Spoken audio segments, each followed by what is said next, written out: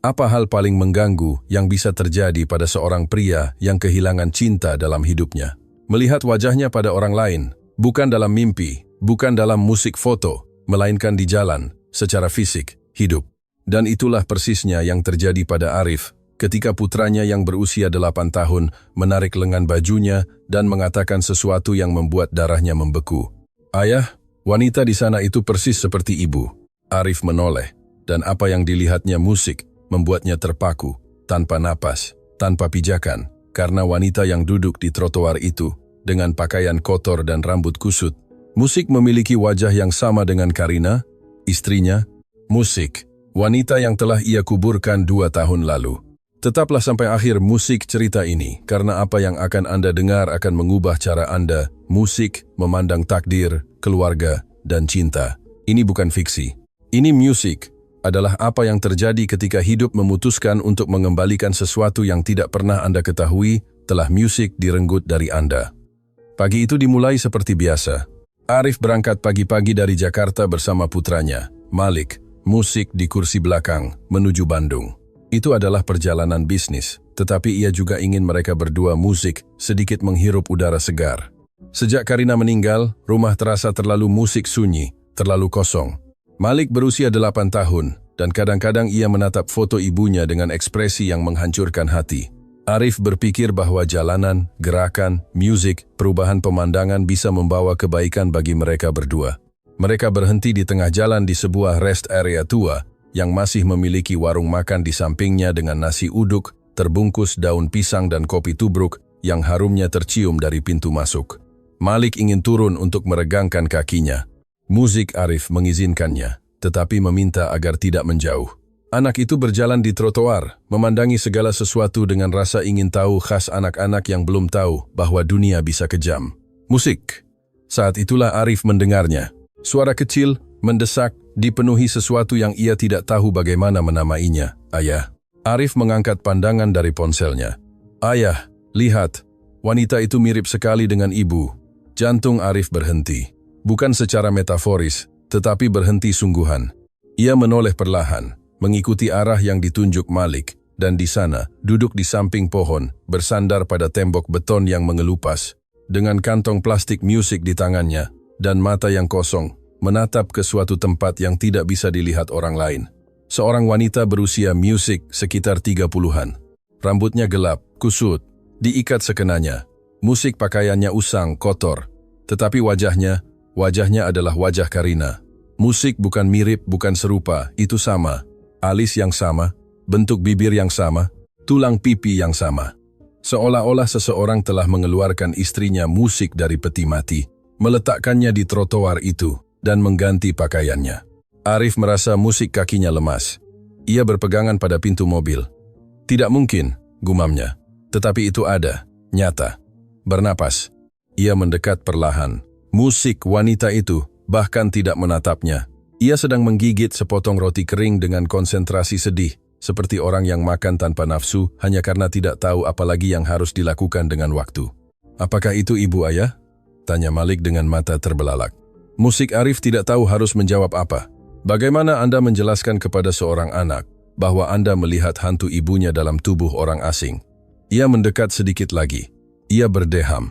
"Maaf." Wanita itu mengangkat pandangannya dan Arif harus mengerahkan upaya besar untuk tidak melangkah mundur karena mata itu juga milik Karina. Tetapi dengan sesuatu yang berbeda di dalamnya.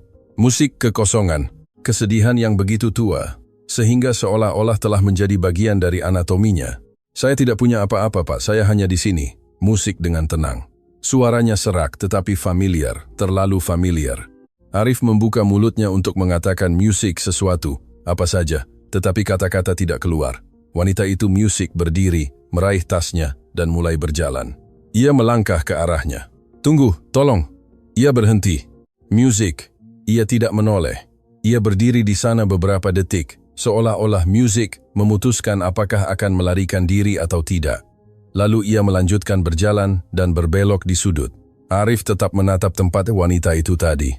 Malik mendekat dan meletakkan tangannya di kaki ayahnya. "Apa yang terjadi, ayah?" "Tidak tahu, nak. Kurasa kita melihat sesuatu yang belum kita pahami." Mereka kembali ke mobil. Arif menyalakan mesin, tetapi tidak langsung jalan. Ia tetap di sana dengan tangan di kemudi. Music, menatap ke depan tanpa melihat apa-apa. Iring-iringan truk yang lewat, matahari yang mulai terik, bau aspal panas. Semua itu tidak ada saat itu. Music, hanya wajah wanita itu. Mereka melanjutkan perjalanan, tetapi keheningan di dalam mobil tidak sama lagi. Malam itu di hotel Arif tidak bisa tidur. Ia menatap langit-langit dengan mata terbuka, memutar ulang apa yang telah dilihatnya. Ia mencoba meyakinkan diri bahwa itu adalah ilusi, bahwa musik duka memainkan lelucon kejam, bahwa otak melihat apa yang ingin dilihatnya ketika apa yang musik diinginkan tidak mungkin didapatkan. Tetapi Malik juga melihatnya. Dan Malik tidak berduka dengan cara yang sama, musik seperti dirinya. Malik hanya mengatakan apa yang dilihatnya. Pukul 5 pagi, Arif bangun, berpakaian tanpa suara, meninggalkan Malik tertidur dengan televisi, menyala pada volume sangat rendah, dan turun ke tempat parkir. Ia masuk ke mobil, dan kembali ke rest area. Butuh musik, 40 menit. Ia tiba saat fajar baru menyingsing, dan jalanan masih kosong. Ia mencari di setiap sudut. Tidak ada. Ia mendekati warung makan. Musik bapak penjaga sudah membuka. Anda tahu sesuatu tentang seorang wanita yang duduk musik di sini di samping pohon? Pria itu meliriknya sambil menata nasi uduk di etalase. Yang rambut hitam kusut itu. Ya. Oh, kadang dia muncul di sini. Minta sisa makanan. Tidak ada yang tahu namanya. Dia datang dan pergi sendiri. Seperti musik kucing. Arif berdiri di trotoar lebih dari 1 jam menunggu tidak ada. Ia kembali ke hotel dengan linglung, musik, minum kopi, yang tidak terasa apa-apa dan menghabiskan hari bersama Malik berpura-pura semuanya baik-baik saja. Tetapi di dalam, sesuatu telah hancur, atau mungkin sesuatu telah terbuka. Musik, ia tidak tahu mana yang lebih buruk. Sore itu ia kembali, musik kali ini dengan ransel. Di dalamnya ada selimut bersih, sebotol air, beberapa musik sandwich, dan jaket. Ia meletakkannya di bangku beton di samping pohon. Ia duduk menunggu. Waktu berlalu. Matahari mulai terbenam. Arif hampir saja berdiri ketika ia melihat wanita itu berbelok di sudut. Ia berjalan perlahan, dengan kepala tertunduk, dengan cara berjalan orang yang sudah belajar untuk tidak mengharapkan kebaikan dari siapapun. Ketika ia mendekat ke pohon dan melihat ransel, ia berhenti. Ia menatap Arif. Keduanya terdiam sejenak. Ia berdiri hati-hati. "Halo," katanya pelan. Wanita itu tidak menjawab, hanya menatapnya dengan curiga. "Saya membawa beberapa barang. Cuaca dingin, musik, dan saya pikir mungkin Anda membutuhkannya." Wanita itu mundur selangkah. "Saya tidak meminta apa-apa dari Anda. Saya tahu, bukan itu." Ia menarik napas dalam-dalam. "Nama saya Arif. Saya hanya ingin membantu." Wanita itu menatap ransel, lalu menatapnya. "Mengapa?" Dan Arif tidak tahu bagaimana musik menjawabnya.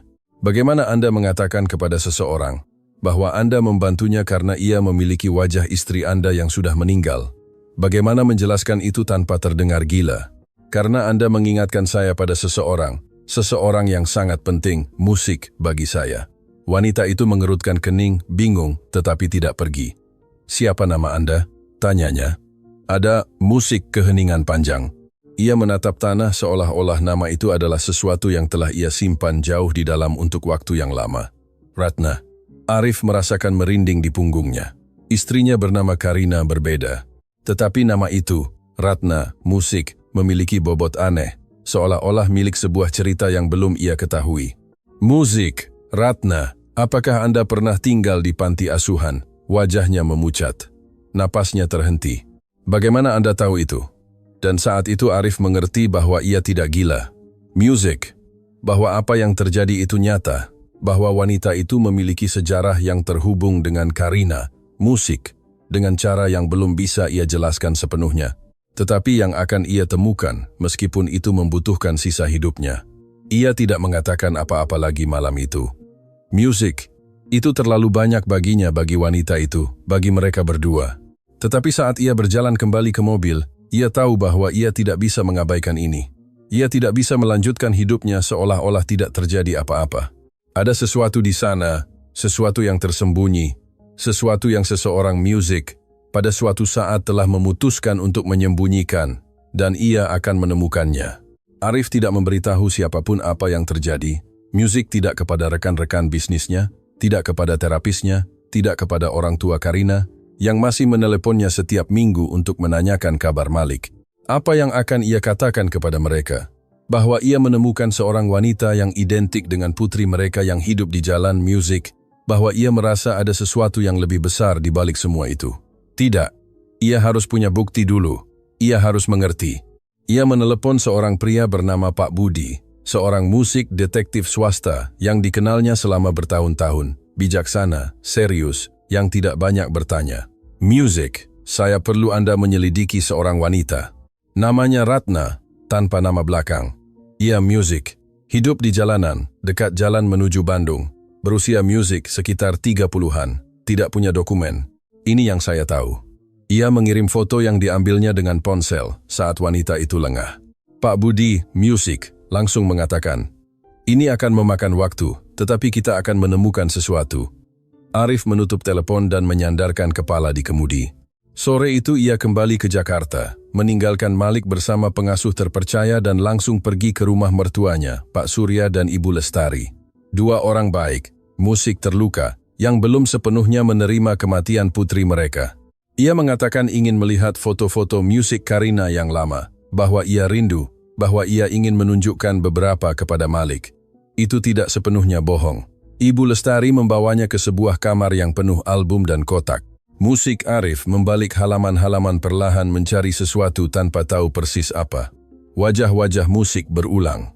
Teman masa kecil, ulang tahun. Apakah kalian ingat jika Karina, Music punya teman kecil yang sangat mirip dengannya? Tanyanya seolah tidak sengaja. Ibu Lestari menatapnya aneh. Tidak, seingat saya. Mengapa? Saya melihat seorang wanita di jalan yang sangat mengingatkan saya padanya. Itu membuat saya terkesan. Music. Ibu Lestari tersenyum sedih. Kadang kita melihat apa yang ingin kita lihat, Arif. Duka melakukan itu pada kita. Ia mengangguk. Music tidak mengatakan apa-apa lagi. Malam itu dalam perjalanan pulang ke Jakarta, Arif kembali menatap langit-langit Music lagi. Tetapi kali ini bukan hanya kebingungan yang ia rasakan, melainkan sesuatu yang lebih mendesak, lebih mirip keyakinan yang belum memiliki nama. 4 hari kemudian, Music Pak Budi meneleponnya. Saya menemukan sesuatu. Tidak banyak, tetapi ada petunjuk. Arif mengunci diri di kamar mandi hotel untuk mendengarkan dengan tenang. Wanita ini, Music, terdaftar di rumah sakit umum sekitar 5 tahun lalu karena infeksi. Ia menyebut nama Ratna tanpa nama belakang. Ia mengatakan tidak punya keluarga atau dokumen. Ada catatan dari perawat yang mengatakan bahwa ia tampaknya melarikan diri dari sebuah institusi, sebuah panti asuhan untuk remaja dalam situasi terlantar. Tempat itu Music sudah tutup, tetapi saya menemukan nama seorang pekerja sosial yang pernah bekerja di sana. Namanya Ibu Sari. Music masih tinggal di kota yang sama. Arif menegakkan tubuh. Bisakah Anda membuatnya berbicara dengan saya? Music, sudah saya tanyakan. Dia setuju. Saya kirim alamatnya besok. Arif tidur malam itu untuk pertama kalinya setelah sekian lama. Alamat itu tiba pagi-pagi sekali. Itu adalah rumah sederhana di lingkungan yang tenang, dengan taman kecil Music di depan dan pot bunga di jendela. Arif datang sendiri, menekan bel, dan menunggu. Seorang wanita berusia sekitar 50 tahun membuka pintu, rambut abu-abu terikat rapi, kacamata di ujung hidung, dan tatapan langsung, yang mengatakan ia tidak suka membuang waktu. Music Ibu Sari? Ya. Apakah Anda Arif? Ya Bu. Terima kasih sudah menerima saya. Masuk, duduk. Dapur berbau kopi dan roti manis. Music. Ia menawarinya secangkir. Ia menerima, tetapi tidak menyentuhnya. Ia terlalu fokus. Anda mengatakan ini tentang Ratna. Music. Ya, Anda mengenalnya. Wajah Ibu Sari berubah. Tidak secara tiba-tiba. Seolah-olah pintu yang telah lama tertutup sedikit terbuka. Music. Anda tahu di mana dia? Saya rasa begitu. Saya melihatnya beberapa hari yang lalu. Dia masih hidup. Ibu Sari menutup matanya sejenak. Music, ia bernapas perlahan. Syukurlah, sudah bertahun-tahun saya tidak tahu kabarnya. Arif mengeluarkan foto dari ponselnya dan menunjukkannya. Wanita itu, Music, melihatnya dan mengangguk dengan mata berkaca-kaca. Itu dia, tidak diragukan lagi. Bisakah Anda ceritakan siapa dia? Dari mana asalnya? Ibu Sari melipat tangannya dan bersandar di kursi Music, seperti orang yang kembali ke tempat yang sudah lama tidak dikunjungi. Saya mengenal Ratna ketika ia berusia sekitar 15, Music tahun. Ia tinggal di panti asuhan kota, Tempat kecil dengan sedikit sumber daya. Ia ditinggalkan di sana saat bayi. Mereka bahkan tidak punya nama belakangnya, Music, yang sebenarnya. Mereka hanya memberinya nama Ratna Putri untuk memiliki sesuatu di catatan. Tidak pernah ada yang datang menanyakan tentangnya. Arif mendengarkan setiap kata tanpa berkedip. Dia berbicara tentang masa lalunya. Ia ingat sesuatu, hampir tidak ada. Ia sangat pendiam, tetapi kadang-kadang menceritakan mimpi musik yang selalu ia alami. Ia mengatakan bahwa ia melihat seorang gadis yang sama dengannya, dengan wajah yang sama, dengan pakaian bagus, tertawa, dan ia berada di sisi lain kaca mencoba masuk, dan gadis itu tidak melihatnya. Arif merasa musik ruangan berputar. Istri saya memiliki mimpi yang sama, katanya dengan suara sangat pelan. Ibu Sari menatapnya terkejut. Musik, siapa nama istri Anda? Karina. Karina Wijaya. Ibu Sari terdiam, lalu berdiri perlahan dan pergi ke lemari di ujung ruang tamu. Ia membuka sebuah kotak kardus yang berdebu. Ia mulai mencari di antara kertas-kertas. Arif menunggu tanpa bergerak. Beberapa menit kemudian, Ibu Sari kembali dengan selembar kertas menguning, rapuh, ditulis musik tangan. Ini adalah formulir pendaftaran. Saya menyimpannya jika suatu hari ada yang bertanya. Arif membaca. Nama, Ratna, Music, tanpa nama belakang. Bayi yang ditinggalkan di depan institusi pada tahun 1991. Tanpa dokumen, musik, tanpa riwayat medis. Kemungkinan saudara dari Karina Wijaya, menurut catatan tulisan tangan yang dilampirkan pada pendaftaran, Music orang tua menyatakan tidak mampu membesarkan 2 anak perempuan, sudah punya 1 di rumah. Arif Music harus melepaskan kertas itu, tangannya tidak responsif. Ada catatan? Ya, dikatakan bahwa mereka Music tidak bisa membesarkan keduanya, bahwa mereka sudah punya anak perempuan bernama Karina dan Music, bahwa mereka putus asa, bahwa itu hanya sementara, bahwa mereka akan kembali menjemputnya. Dan mereka kembali? Ibu Sari, Music, menggelengkan kepala. Tidak pernah. Arif berdiri, berjalan ke jendela. Di luar, seekor anjing melintasi jalan dengan tenang. Musik dunia terus bergerak seolah-olah tidak terjadi apa-apa. Ratna adalah saudara kembar Karina. Mereka telah dipisahkan saat lahir. Yang satu tinggal, yang lain diserahkan ke panti asuhan. Yang satu memiliki keluarga, pendidikan, musik, cinta, kehidupan. Yang lain memiliki dingin, lapar, pukulan, dan kesunyian. Apakah Anda masih punya catatannya? Tanyanya tanpa menoleh. Tidak. Ketika panti asuhan tutup, sebagian besar dokumen hilang atau dibuang. Saya hanya menyimpan formulir ini. Arif berbalik. Music matanya merah, tetapi suaranya tegas. Ratna berhak tahu. Ibu Sari mengangguk perlahan. Ya, tetapi dia akan membutuhkan banyak perhatian. Musik dia selalu takut. Ia merasa ada sesuatu yang berbeda dalam dirinya, tetapi tidak tahu apa. Ketika ia melarikan diri dari panti asuhan, kami mencoba menemukannya selama bertahun-tahun. Musik, kami tidak bisa. Kota menelannya. Arif mengucapkan terima kasih. Ia keluar dari rumah itu dengan kotak kardus berputar di kepalanya, dan hati yang tertekan di antara 2 musik kebenaran. Kebenaran Karina, yang tidak pernah tahu ia memiliki seorang saudara perempuan, dan kebenaran Ratna, Music, yang tumbuh percaya bahwa ia tidak cukup berharga untuk dicintai. Ia masuk ke mobil, menyalakan mesin, tetapi tidak langsung jalan. Ia memikirkan Malik, tentang gambar yang Malik buat untuknya, tentang cara anak itu menunjuk Ratna dengan kealamian musik, yang sama seperti menunjuk orang yang dikenal. Ia memikirkan Karina. Berapa kali, musik, Karina menceritakan mimpi itu. Gadis di sisi lain kaca, bayangannya sendiri yang tidak melihatnya. Musik, dan untuk pertama kalinya sejak Karina meninggal, Arif merasakan sesuatu yang berbeda dari rasa sakit. Ia merasakan musik, bahwa ia punya sesuatu yang harus dilakukan. Sesuatu yang mendesak, sesuatu yang masih bisa ia lakukan dengan benar. Ia kembali ke Bandung sore itu. Ia melewati toko, membeli makanan, pakaian dasar, beberapa barang sederhana, musik. Ia pergi ke tempat yang ia tahu Ratna sering berada. Wanita itu ada di sana, Musik berdiri di samping tembok, dengan tangan bersilang dan rambut menutupi sebagian wajahnya. Ketika ia melihat Arif datang, ia tidak pergi. Itu sudah sesuatu. Arif mendekat perlahan. Saya bawa makanan. Saya sudah bilang saya tidak minta apa-apa dari Anda. Saya tahu, tetapi saya tetap membawanya. Musik, ia menatap tas, lalu menatap Arif. Apa yang Anda inginkan dari saya? Arif menarik napas dalam-dalam. Bukan saatnya menceritakan segalanya. Terlalu banyak, terlalu cepat. Tetapi ini adalah saatnya untuk memulai. Saya ingin Anda membiarkan saya membantu Anda tanpa tekanan, tanpa meminta imbalan apapun. Musik. Ratna terdiam lama. Tidak ada yang memberi gratis. Saya memberi. Mengapa? Karena saya percaya Anda penting, dan saya rasa tidak ada yang cukup sering mengatakan itu kepada Anda. Sesuatu berubah di wajahnya. Itu hanya sesaat.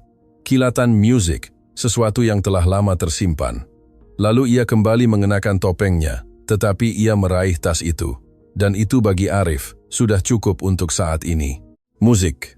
Pada hari-hari berikutnya, Arif selalu kembali dengan sesuatu yang sederhana, kopi, roti, jaket, tanpa terburu-buru, tanpa meminta, hanya muncul. Ratna perlahan-lahan membiarkannya mendekat. Musik. Awalnya ia hanya menerima apa yang dibawa Arif tanpa banyak bicara. Kemudian ia mulai menjawab dengan kalimat pendek, lalu music dengan kalimat lengkap. Suatu hari ia bertanya, apakah ada tempat yang bisa ia tinggali, sesuatu yang lebih aman daripada jalanan. Ia mengatakan musik bahwa ia tidak mempercayai panti sosial, bahwa mereka selalu berakhir buruk. Arif berbicara tentang tempat yang berbeda. Sebuah rumah singgah untuk wanita, dikelola dengan baik, dengan psikolog, dengan rasa hormat. Ia mengatakan agar ia hanya pergi melihatnya. Jika ia tidak suka, ia sendiri yang akan mengantarnya kembali. Ratna butuh waktu untuk menjawab. Lalu ia berkata, dan jika mereka mengurung saya, mereka tidak akan mengurungmu. Aku janji, dan jika kamu ingin keluar, aku sendiri yang akan menjemputmu. Keheningan. Musik. Baiklah, tapi aku hanya akan melihat. Direktur tempat itu bernama Ibu Rahayu. Musik ia menerima Ratna dengan tenang, tanpa senyum paksaan, tanpa merendahkan. Ia menunjukkan kamar-kamar, dapur, halaman. Musik Ratna berjalan di setiap ruangan dengan tangan bersilang dan mata terbuka, mengukur setiap hal seolah-olah sedang mencari jebakan. Ketika mereka keluar, musik ia berkata, tidak seburuk yang kubayangkan. Arif tersenyum. Itu berarti kamu suka. Ia tidak menjawab, tetapi ketika Ibu Rahayu menawarkan formulir untuk diisi, Ratna melipatnya dan memasukkannya ke sakunya. Malam itu, Arif tinggal di mobil musik sebentar setelah mengantarnya. Ia melihat melalui kaca spion gedung tempat musik, Ratna masuk. Ia memikirkan Karina, betapa tidak adilnya semua ini, bahwa istrinya telah pergi tanpa tahu bahwa di suatu tempat di dunia ini, ada seorang wanita yang berbagi darah, wajah, dan telah menjalani kehidupan yang sama sekali berlawanan dengannya. Tidak ada kata-kata untuk itu. Musik, tetapi ada sesuatu yang bisa ia lakukan sekarang, dan ia akan melakukannya. Pagi berikutnya, ponselnya bergetar, dengan pesan dari nomor yang tidak ia simpan. Hanya bertuliskan, jika Anda musik masih ingin menjemput saya di sini. Arif bangkit dari tempat tidur dengan melompat. Ia tiba 20 menit kemudian dengan 2 musik, roti keju dan segelas jus jeruk. Ratna berada di sudut seperti biasa, dengan jaket yang diberikannya, dan rambut musik diikat dengan pita seadanya. Ketika melihatnya, ia tidak tersenyum, tetapi juga tidak pergi. Anda bawa makanan lagi? Selalu. Ia meraih roti. Saya tidur tidak nyenyak. Mengapa? Saya memimpikan kamar putih. Orang-orang menarik saya. Saya rasa itu rumah sakit. Arif mengangguk. Ngomong-ngomong, kita perlu memeriksa kesehatanmu. Musik. Ia meringis. Saya hidup. Kamu bisa lebih baik. Untuk apa? Agar kamu, musik tidak terlalu lelah setiap hari. Ratna mengunyah roti perlahan. Ia berpikir, bagaimana jika mereka menemukan sesuatu yang buruk? Kita akan menanganinya. Musik, kita akan menanganinya. Ya, kita berdua. Ia meliriknya. Kamu aneh sekali. Itu sudah dikatakan padaku sejak kecil. Ia tidak tertawa. Musik, tetapi ia juga tidak membantah. Mereka pergi ke klinik yang sudah dihubungi Arif sebelumnya. Ia telah menjelaskan kasusnya dengan hati-hati. Mereka menerimanya tanpa pertanyaan, musik lebih, tanpa tatapan aneh. Dokter itu bernama Dr. Wira. Ia menjabat tangan Ratna dengan natural. Selamat datang. Siap untuk saya ambil sedikit darah. Ia menatap tangan itu seolah-olah itu jebakan. Lalu musik ia menggenggamnya sebentar. Selama konsultasi, ketika dokter keluar sebentar, Ratna berbisik, bagaimana jika hasilnya sangat buruk? Kita akan menghadapinya bersama. Saya tidak terbiasa dengan bersama itu. Kamu akan terbiasa. Ketika mereka keluar, ia berjalan berbeda. Itu bukan kebahagiaan persisnya. melainkan sesuatu yang lebih halus, seolah-olah sesuatu di dalam dirinya telah bergerak hanya 1 sentimeter. Musik, tetapi ke arah yang benar. Lebih tidak mengerikan dari yang saya kira. Itu adalah kemenangan. Ia mengangkat bahu, tetapi di dalam mobil ia menyandarkan kepala di kaca jendela dan tidak mengatakan apa-apa sepanjang musik perjalanan. Dan keheningan itu berbeda dari yang lain. Itu tidak defensif, itu hampir tenang.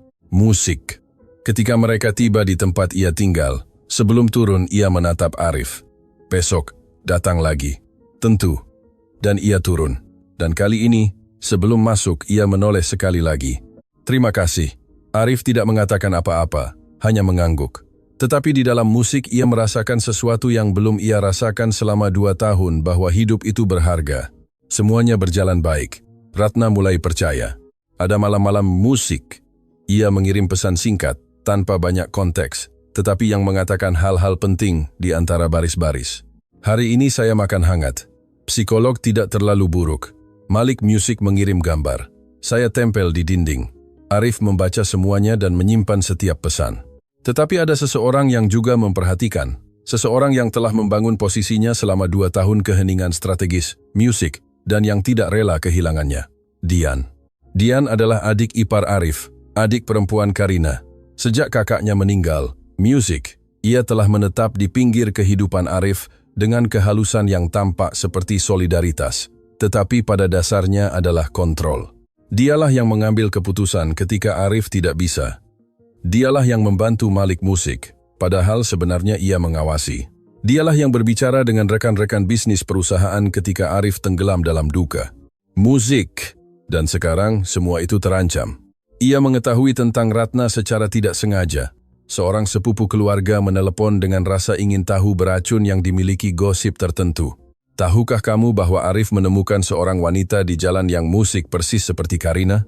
Katanya ia memasukkannya ke dalam hidupnya, menempatkannya di apartemen, bahwa ia adalah saudara kembar yang hilang. Music. Sungguh, skandal kan? Dian menutup telepon tanpa menjawab, tetapi di dalam sesuatu mengeras. Ia terbang ke Bandung, Musik. 2 hari kemudian, tanpa pemberitahuan. Ia menginap di sebuah hotel, pergi ke perusahaan, berbicara dengan manajer, dengan senyum khasnya. Bagaimana Arif? Dia terlihat lebih bersemangat akhir-akhir ini. Ya, ia punya proyek pribadi yang cukup istimewa. Music, seorang wanita dengan koneksi keluarga. Dian keluar dari sana dengan rahang terkatup rapat dan pikiran bekerja dengan cepat. Musik, ia mendapatkan alamat tempat Ratna tinggal. Ia tidak pergi, ia belum ingin menunjukkan diri, ia hanya ingin informasi. Malam itu ia mengirim pesan kepada Arif. Kita perlu musik bicara, ini mendesak. Mereka bertemu keesokan harinya di sebuah kafe dekat hotel. Dian datang tepat waktu, sempurna, dengan ekspresi orang yang selalu musik, memegang kendali. Siapa wanita itu? Arif menatapnya langsung. Bagaimana kamu tahu? Arif, semua orang membicarakannya. Siapa dia? Namanya Ratna. Dan dia adalah saudara kembar Karina. Dian berkedip musik sekali. Dan kamu percaya begitu saja? Tidak begitu saja. Saya menyelidiki. Saya Music pergi ke orang tua Karina. Mereka membenarkan. Ada tes DNA. Dian melipat tangannya. Kamu sudah melakukan tes DNA? Belum. Tetapi orang tua Karina mengakui bahwa mereka menyerahkannya saat bayi ke panti asuhan. Mereka mengatakan tidak bisa membesarkan keduanya. Keheningan yang mengikuti sangat menyakitkan. Dan, musik apa yang kamu lakukan dengan itu? Sekarang kamu jadi penyelamat? Arif menegang. Hati-hati. Bagaimana kamu? Musik bicara. Saya hanya mengatakan yang sebenarnya. Wanita itu muncul entah dari mana. Dia hidup di jalan. Kamu tidak tahu dengan siapa dia bergaul, apa yang dia lakukan, musik apa yang dia inginkan, dan sekarang kamu memasukkannya ke dalam hidup Malik, ke perusahaan, ke segalanya. Apa yang kamu sarankan saya lakukan? Memunggungi dia? Berpikirlah dengan akal, bukan dengan rasa bersalah. Arif berdiri. Pembicaraan ini sudah selesai. Kamu, Music, melakukan kesalahan besar. Jika ya, itu kesalahan saya. Dan ia pergi. Dian tetap sendirian di kafe Musik, dengan kopi yang tidak tersentuh dan tatapan dingin. Ia tidak akan diam saja. 2 hari kemudian, Ratna pergi ke apotek. Ia membeli barang, membayar, menyimpan struk. Ketika ia keluar, penjaga menahannya. Nona, saya melihat Anda menyimpan sesuatu tanpa membayar. Ia menatapnya bingung. Saya membayar semua. Ini music stroke-nya. Anda harus ikut saya. Mereka memanggil polisi. Ratna mencoba menunjukkan struknya. Musik, tidak ada yang mau mendengarkannya. Arif harus datang terburu-buru untuk menyelesaikan semuanya. Pada akhirnya jelas bahwa itu adalah kesalahpahaman musik, atau lebih tepatnya sesuatu yang sengaja dibuat. Keesokan harinya, Arif mengetahui bahwa Dian Musik mengenal pemilik apotek, bahwa penjaga menerima instruksi dari seseorang, bahwa semuanya telah diatur untuk merusak citra Ratna, untuk melemahkan, untuk menciptakan jarak. Arif merasakan kemarahan dingin menyelimuti musik dadanya.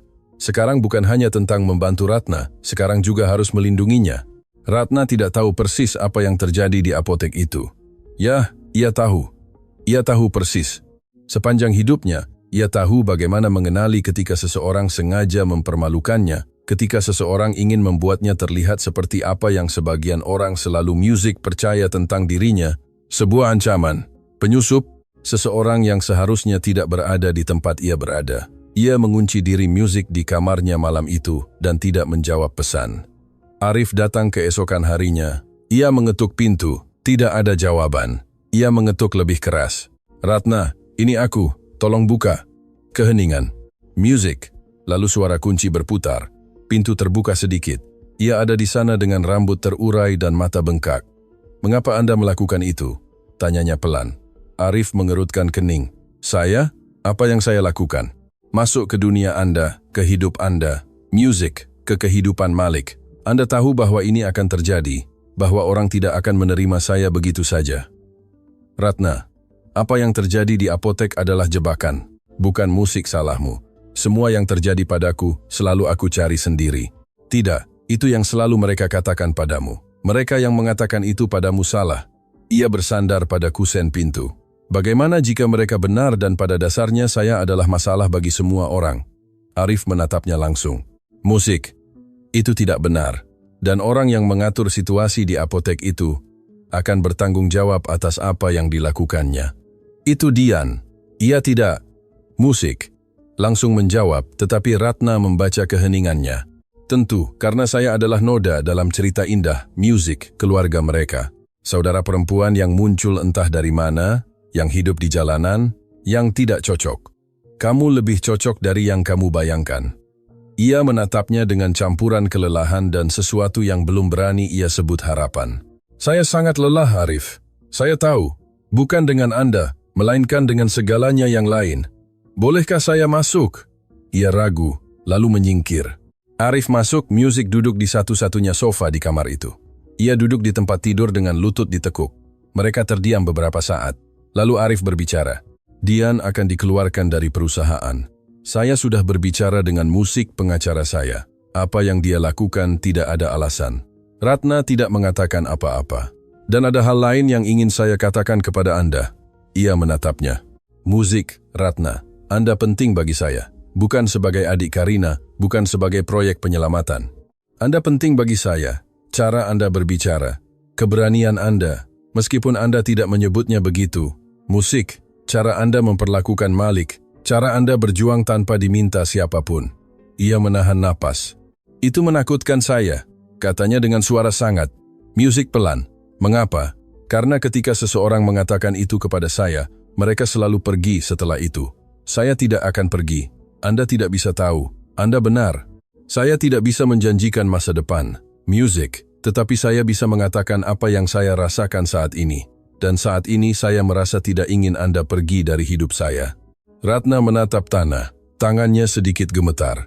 Saya tidak tahu bagaimana melakukan itu. Tentang cinta, saya hanya musik tahu penolakan.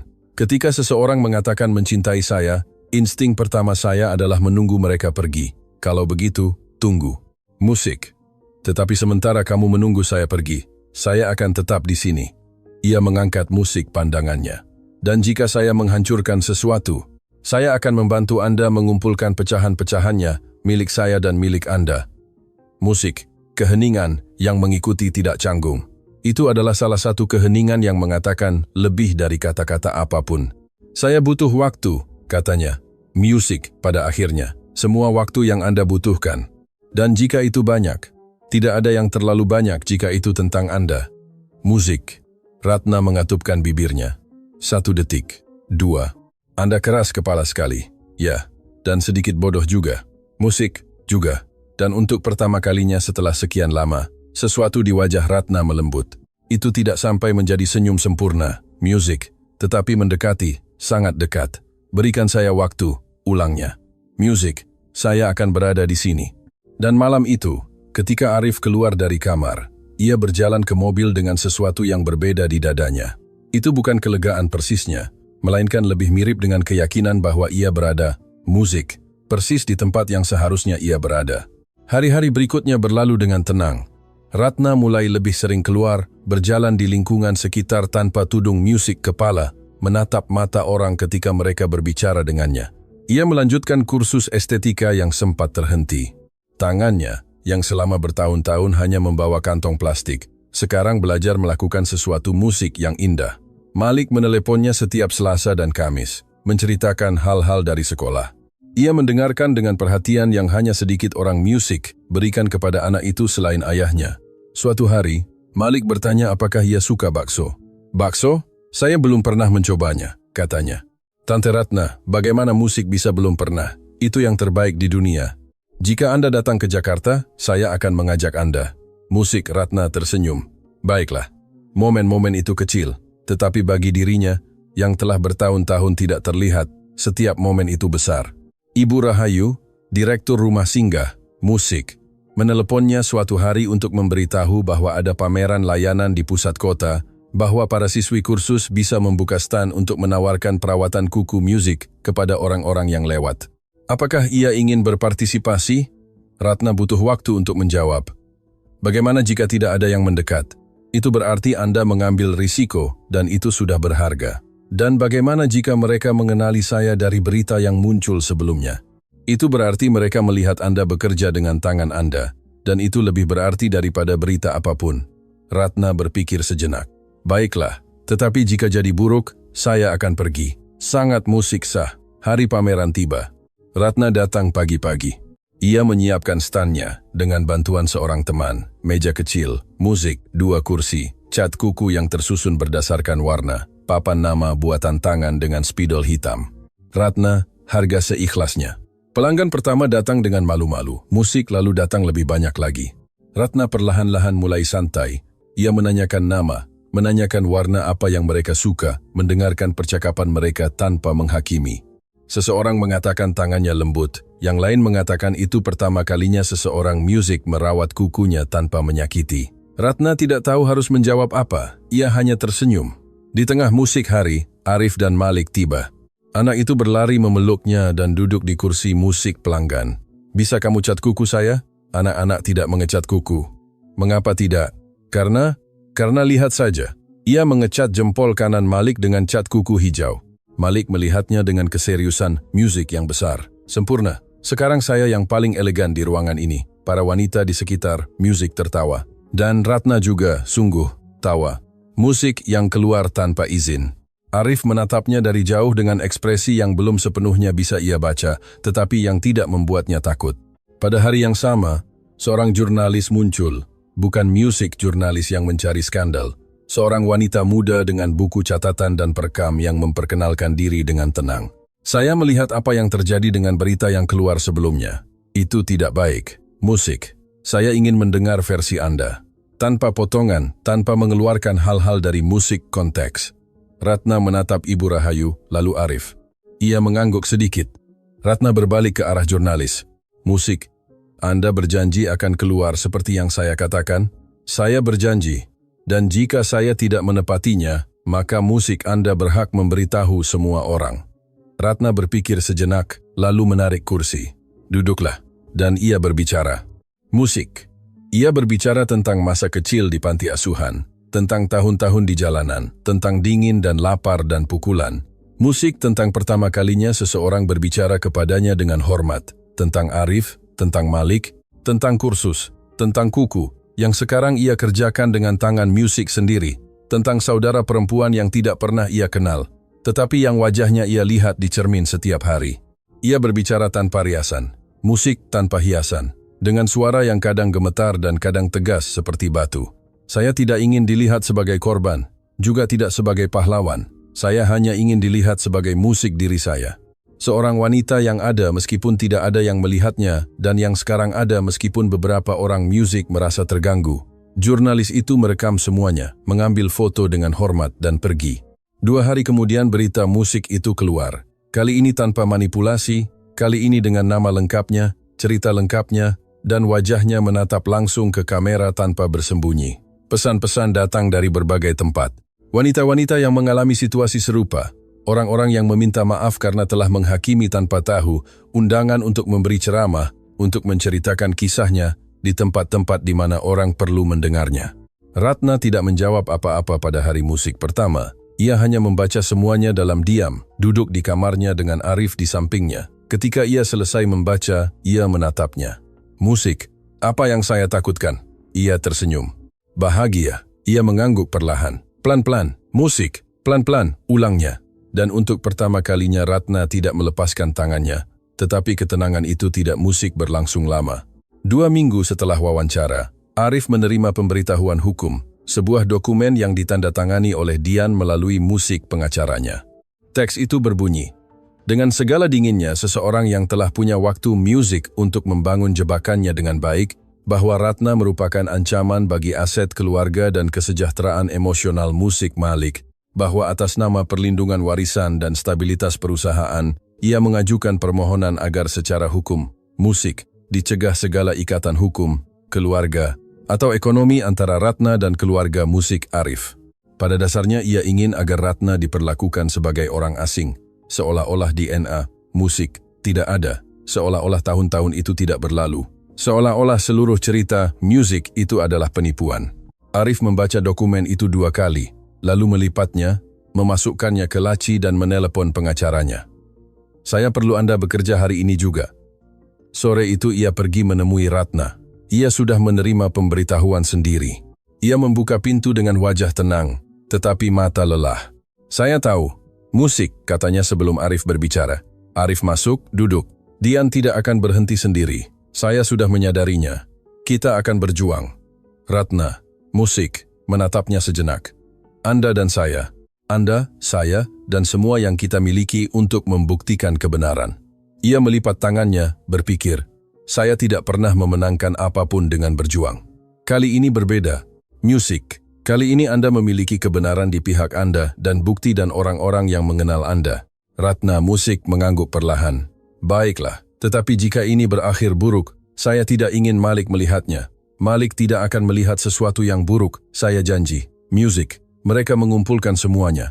Hasil DNA, kesaksian orang tua Karina, yang setuju untuk bersaksi secara tertulis dengan rasa bersalah, musik, yang telah memakan mereka selama bertahun-tahun, catatan panti asuhan, formulir yang disimpan Ibu Sari, musik, video, di mana Ratna menceritakan kisahnya dan kesaksian Ibu Rahayu, yang telah melihat dari dekat, bagaimana wanita ini musik berjuang untuk membangun kembali dirinya. Ratna juga merekam kesaksiannya sendiri tanpa naskah, tanpa persiapan, hanya ia di depan kamera menceritakan musik. Semuanya dari awal, kesalahan-kesalahan juga, keputusan-keputusan yang tidak terbaik, musik, malam-malam di mana ia ingin menyerah, dan hari di mana seorang pria dan seorang anak melihatnya sungguh-sungguh untuk pertama kalinya. Sidang dijadwalkan, musik sebulan kemudian. Dian tiba di pengadilan seperti biasa ia tiba dimanapun, sempurna, terkontrol, dengan pengacaranya di samping dan aura orang yang sudah tahu bagaimana semuanya akan berakhir. Musik Ratna tiba dengan Arif. Celana gelap, kemeja putih, rambut terikat, tidak mencolok, tidak dipaksakan. Hanya dirinya, Ibu Rahayu juga datang. Musik Malik tinggal dengan pengasuh, tetapi mengirim pesan suara sebelum dimulai. Tante Ratna, musik Tante bisa. Tante seperti bunga yang tumbuh di beton. Ayah sudah bilang begitu. Ratna mendengarkan pesan itu 3 kali di kamar mandi pengadilan sebelum masuk. Hakim adalah seorang wanita dengan suara tegas dan tatapan langsung. Ia memanggil para pihak. Ia mendengarkan pengacara Dian berbicara tentang risiko, riwayat yang tidak diketahui, kemungkinan kepentingan tersembunyi.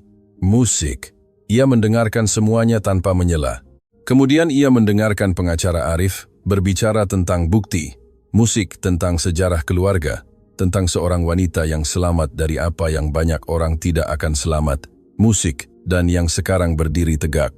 Lalu sesuatu yang tidak diharapkan, siapapun terjadi.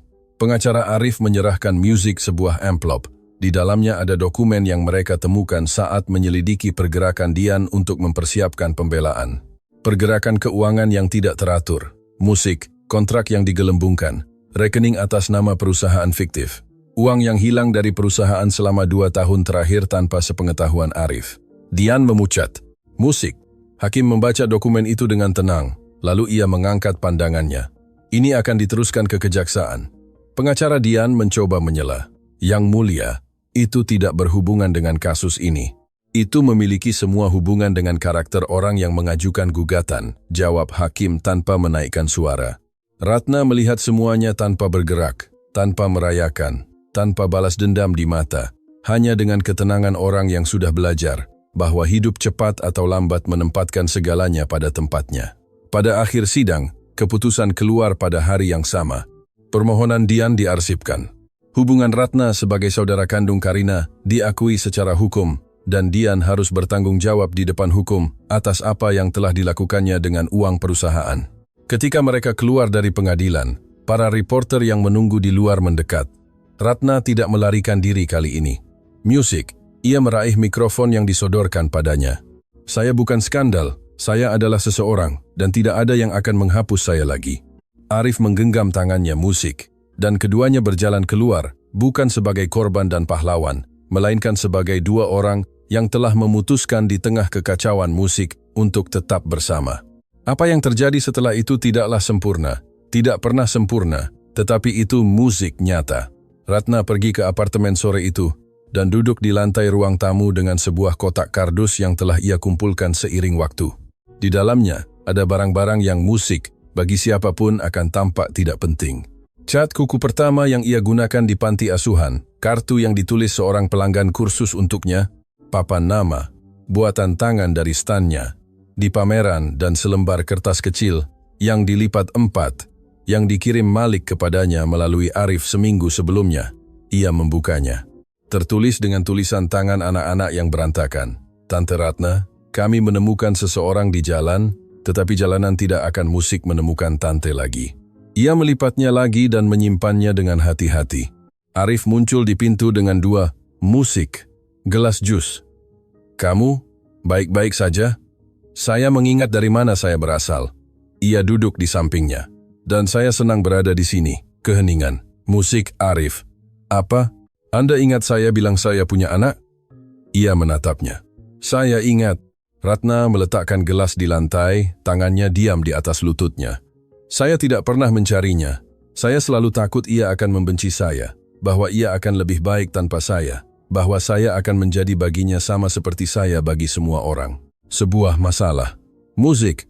Arif belum mengatakan apa-apa, ia hanya mendengarkan. Tetapi sekarang saya rasa saya ingin mencarinya. Musik. Ia menatapnya lama. Kamu yakin? Tidak. Tetapi saya juga tidak yakin tentang apapun, dan saya tetap di sini. Arif mengangguk. Musik. Kalau begitu kita akan mencarinya. Malam itu mereka mulai dengan sedikit yang diingat. Ratna, nama kota, rumah sakit, tahun, nama pekerja sosial yang Musik pernah di sana. Itu sangat sedikit, tetapi itu adalah sesuatu.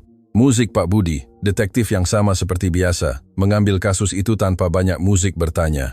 Butuh berminggu-minggu, ada nama-nama yang tidak mengarah kemana-mana, catatan tidak lengkap, arsip hilang. Tetapi mereka terus mencari sampai suatu hari pesan dari Pak Budi tiba. Saya rasa saya menemukannya. Namanya Fajar, berusia 23 tahun, tinggal di Bandung. Arif dan Ratna membacanya bersama. Ia tidak mengatakan apa-apa selama beberapa detik. Di mana? Pak Budi butuh waktu untuk menjawab, lalu mengirim pesan lain. Dia sudah 6 bulan magang di perusahaan Anda, Arif. Anda mengenalnya? Arif terdiam. Ia mengenalnya. Tentu saja ia mengenalnya. Seorang pemuda pendiam, cerdas, yang selalu menyapanya dengan rasa hormat yang tidak pernah bisa ia jelaskan sepenuhnya, yang kadang menatapnya seolah-olah mengenalnya dari sesuatu yang tidak diingat oleh salah satu dari mereka. Musik. Tidak mungkin, gumam Ratna. Matanya terpaku pada layar. Anda benar-benar mengenalnya? Ya, dia anak baik. Serius, bekerja dengan baik. Ratna menutup mulutnya dengan tangan. Keesokan harinya, Arif memanggilnya ke ruang rapat kecil. Fajar masuk seperti biasa dengan ranselnya, bukunya, ekspresi serius, musik, yang kadang dipecahkan dengan senyum cepat. "Ada apa, Pak Arif?" "Duduklah, Fajadi. Saya perlu menceritakan sesuatu yang penting." Pemuda itu duduk, menatapnya tanpa musik mengerti dan kemudian Ratna masuk. Fajar mengerutkan kening, menatapnya sejenak, berkedip. "Saya mengenalnya, musik saya merasa mengenalnya." Ratna mendekat perlahan. Kakinya tidak sepenuhnya responsif, tetapi ia berjalan. "Nama saya Ratna. Saya melahirkanmu ketika saya berusia 17 tahun. Fajar berdiri, kata-kata tidak keluar. Ia menatapnya dengan ekspresi orang yang mencoba memahami sesuatu yang mengubah segalanya secara tiba-tiba. "Saya diadopsi saat bayi. Orang tua saya selalu mengatakan itu kepada saya, tetapi saya tidak pernah tahu nama Anda. Tidak pernah tahu mengapa." Ratna berhenti di depannya. "Karena saya adalah seorang gadis yang ketakutan, tanpa rumah, tanpa apa-apa, dan saya membuat keputusan terburuk yang bisa saya bayangkan. Tetapi saya tidak punya pilihan lain saat itu. Dan tidak pernah satu hari pun saya melupakanmu." Fajar menatapnya, matanya berkaca-kaca. "Musik, mengapa Anda mencari saya sekarang?" "Karena seseorang mengajari saya bahwa saya berhak punya keluarga." Ia menatap Arif sejenak, lalu kembali menatapnya dan menangis dalam diam. Seperti menangisnya orang-orang yang menyimpan terlalu lama sesuatu yang tidak mereka ketahui bisa dilepaskan. Ratna juga menangis musik tanpa bersembunyi, tanpa meminta maaf atas air matanya. Arif keluar dari ruangan, memberi mereka waktu. Ketika ia kembali, 1 jam kemudian, musik, mereka berdua duduk dengan kopi dingin di meja sambil berbicara. Fajar menceritakan hal-hal tentang masa kecilnya. Ratna mendengarkan dengan mata terbelalak, mengumpulkan potongan-potongan musik kehidupan yang tidak bisa ia lihat. Sore itu mereka berempat berkumpul di apartemen Ratna, Fajar, Malik, Arif, dan ia. Ketika Malik pulang sekolah dan dikenalkan dengan Fajar, ia menatapnya sejenak dan berkata dengan logika, "Musik, anak-anak yang tak terbantahkan. Jadi sekarang saya punya kakak." Fajar tertawa terbahak-bahak. "Kakak tiri. Musik tapi ya, lebih baik. Saya selalu ingin punya satu." Dan itu saja bagi Malik. Sesederhana itu. Ratna melihat mereka semua dari dapur. Suara percakapan memenuhi apartemen, musik, bau makanan yang ia masak sendiri. Cahaya sore masuk melalui jendela. Arif mendekat. "Bagaimana perasaanmu?" "Musik, ia butuh waktu untuk menjawab. Saya kira saya tidak akan mencapai usia 25. Sekarang saya 32. Saya punya salon. Musik, saya punya Malik, saya punya Fajar, dan saya punya Anda. Dan bagaimana musik menurutmu itu?" Ia menatapnya. "Saya rasa saya mengalahkan semua yang ingin menghancurkan saya." Ia mendekat lagi. "Tahukah kamu, saya punya sesuatu untukmu, hadiah aneh lainnya. Hanya jika kamu mau." Ia memberinya sebuah amplop. Ia membukanya perlahan. Di dalamnya ada 2 tiket pesawat. Musik tujuan, Bali. Bali, Indonesia. Ada tempat di sana di mana laut berwarna, yang tidak ada di tempat lain. Dan saya rasa Anda musik perlu melihatnya dengan mata kepala sendiri. Ratna menatap tiket, lalu menatapnya. "Dan Malik musik ikut dengan kami, dan Fajar jika ia juga mau." Ia musik tersenyum. Kali ini, tanpa keraguan, tanpa bayangan di belakang, hanya isyarat musik bersih dari seseorang yang akhirnya mengizinkan dirinya bahagia. "Anda tidak pernah bosan dengan saya?" "Tidak pernah." Ia menekan tiket musik ke dadanya. "Kalau begitu, ayo pergi." Beberapa minggu kemudian, Ratna duduk di teras sebuah kamar kecil, musik dengan pemandangan laut. Airnya biru kehijauan dengan warna yang sepertinya dibuat-buat. Matahari terbenam dan mewarnai semuanya dengan warna oranye. Malik berada di bawah di tepi pantai bersama Fajar, membangun sesuatu di pasir dengan konsentrasi besar. Arif duduk di sampingnya dengan kopi di tangan dan kaki telanjang. Ratna melihat mereka semua dan memikirkan semua yang harus ia lalui untuk sampai di sana. Musik, panti asuhan, jalanan, lapar, pukulan, malam-malam. Tanpa tahu apakah akan ada pagi, anak yang ia serahkan tanpa ingin. Tahun-tahun tidak terlihat. Dan kemudian Arif dan Malik dengan jarinya yang dicat hijau dan Ibu Rahayu dan Ibu Sari yang menyimpan formulir kuning jika ada yang bertanya. Musik dan orang tua Karina yang mengaku dengan suara tercekat apa yang mereka tanggung seumur hidup. Dan Fajar menatapnya dengan mata yang mengembalikan sesuatu yang ia kira telah hilang selamanya. Ia memikirkan Karina, saudara perempuan yang tidak pernah ia kenal, tentang mimpi yang selalu mereka berdua miliki sepanjang hidup. Gadis di sisi lain kaca, musik tidak bisa saling melihat, tidak bisa saling mencapai. Apa yang kamu pikirkan? Tanya Arif. Ratna butuh waktu untuk menjawab. Saya pikir Karina mengirimmu kepadaku. Ia tidak mengatakan apa-apa sejenak. Kamu percaya itu? Saya rasa entah bagaimana ia tahu bahwa saya ada di suatu tempat, musik bahwa putranya akan melihat saya di jalan dan bahwa ia akan mengatakan persis apa yang Anda perlu dengar. Arif menatap laut. Musik. Mungkin saja. Bukan kebetulan Malik melihatku. Anak-anak melihat apa yang orang dewasa musik, belajar untuk abaikan. Malik berteriak dari pantai, mengangkat sesuatu yang ia temukan di pasir, sebuah cangkang besar. Ia, musik, memegangnya seperti piala. Tante Ratna, lihat ini untuk Tante. Ia tertawa. Simpanlah, saya akan turun. Ia bangkit, melepaskan sandalnya, mulai berjalan menuju pantai.